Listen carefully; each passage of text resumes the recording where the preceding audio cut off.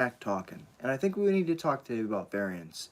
Variance is probably the biggest cause of frustration among Magic players. You ever go to a tournament and you start off 5-0 and then you lose 3 rounds in a row and you end up 5-3 when you could have easily top 8'd, knocked out of top 16 or even top 32 sometimes. You ever go to a commander night and you're winning the entire game and then some bad variance happens and then you're done. I think that it's really important to understand that Magic is kind of a numbers game. The more that we play, the more variance we're going to experience, good and bad. We need to kind of take the time to understand variance is such an important part of our game. The variance is what makes it different from chess. And there's a lot of understandable frustration when you are playing the deck that you love and you're doing your best, and at the end of the day nothing changes, right? You are playing everything correctly, you still end up losing. What do we do in those moments? Well, I'll tell you what I do. I like to remind myself that we need to play probably 100 games badly in order to play one game well. And that's what I try to focus on. I have this mentality of I'm going to lose 99 games so that I can win one. Learn what you can from those losses. Experience the variance. The way I think about it is you have to get the bad numbers out of the way early so then you can get to the good ones later.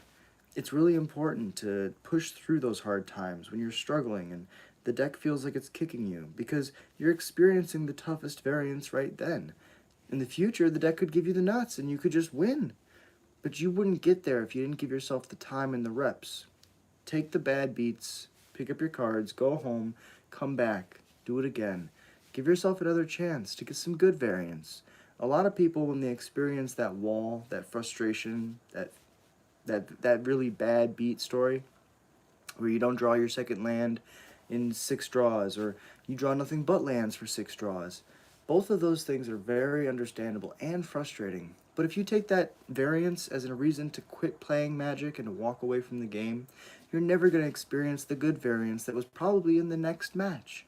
So I think that for me, it's really comforting to know every time you have a bad beat story, every time you have variance, that means that in the future you're going to have some good variance. You're going to have a good beat story.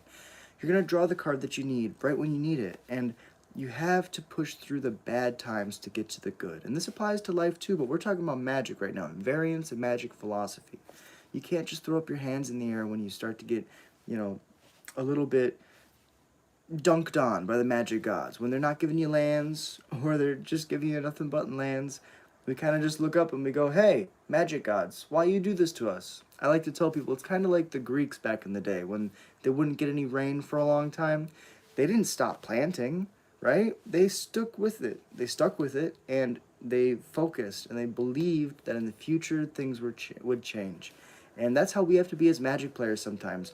Sometimes you gotta be superficial or superstitious, and you gotta believe that the bad variance is followed by some good variance. And if you've had a horrible losing streak where you draw nothing but bad cards over and over and over again, well, guess what? In the future, you might have a game where you draw nothing but good cards, or your opponent could experience that bad variance. And so it's really important not to just throw our hands up in the air and get frustrated, because it's a really easy solution, when in reality, the hard part is that we need to understand this is part of the game.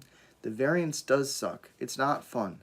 But 100 losses will lead to one good game.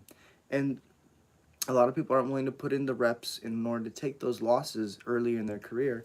But think about it. All of us have done that. All of us in the beginning of our Magic career have played badly. Played good cards maybe, but very badly. And we've learned. And you have to learn from your mistakes. You have to learn from your losses. And those losses are what make us stronger as Magic players. I think that mindset when you go into a match is really important, right? Don't focus on, okay, what is my game plan and how am I going to win? Focus on, okay, are these 7 cards going to give me a game plan? And is that game plan going to give me some agency, some interaction, some control over what's happening in this game? And if not, probably take a mulligan. Don't keep a bad hand, draw bad cards, and then say, oh my god, the variance. I think that variance is part of the game.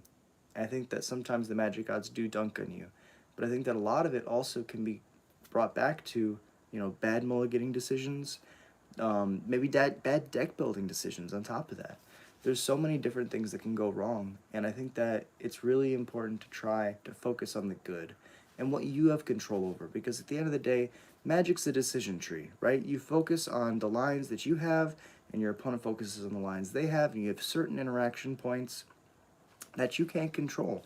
You have to do your best to just try to pilot your cards, and if your opponent beats you because they drew better, or if you just drew really badly, just tell yourself, it's okay, I'm going to lose this match, I'm going to come back stronger next time with the variance on my side. And you kind of just got to give yourself that reassurance that things will change. You won't always lose badly the way that you did in that one game.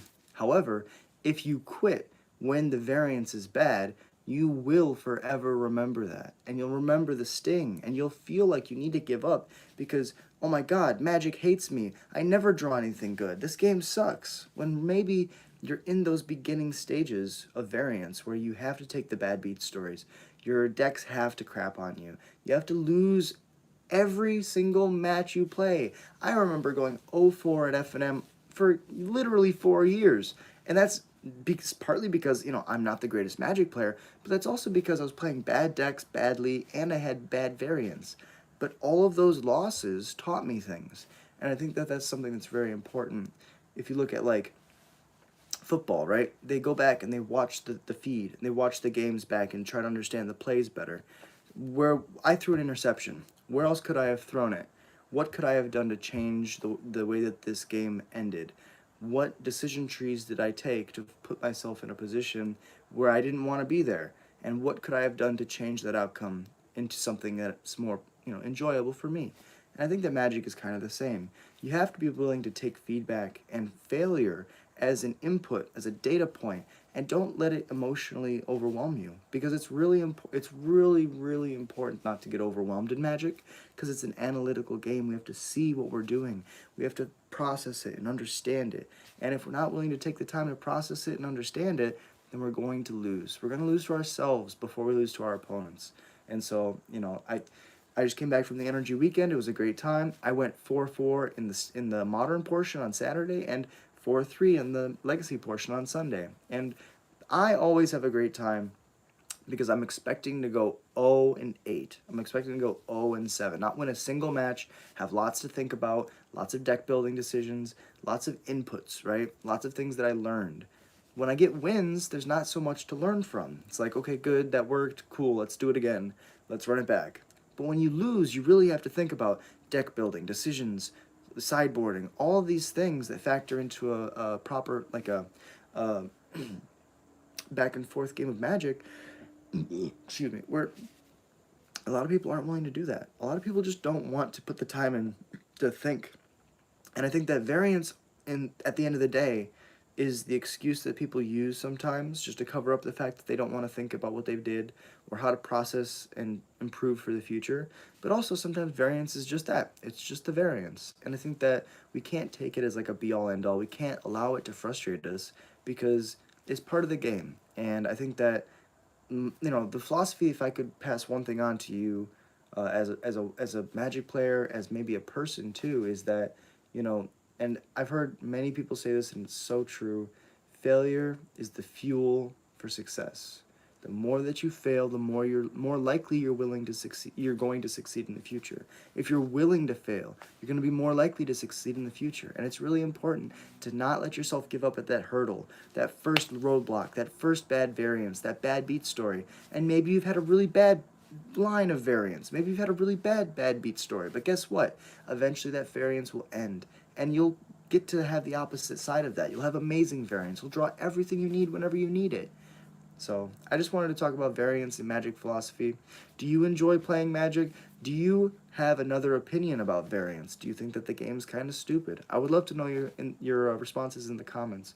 I really appreciate you being here. I'm homesick today, so I'm gonna try to do some more shorts later. But till then, I got some hot tea, and I'm gonna go back to bed. I just want to get this out there because variance affects us all, not just Magic players, but everybody in life. And I think that it's important for us to talk about it because, like, our mindset controls how we play and how we live and experience life. So I just want to talk about this. Thank you so much for watching.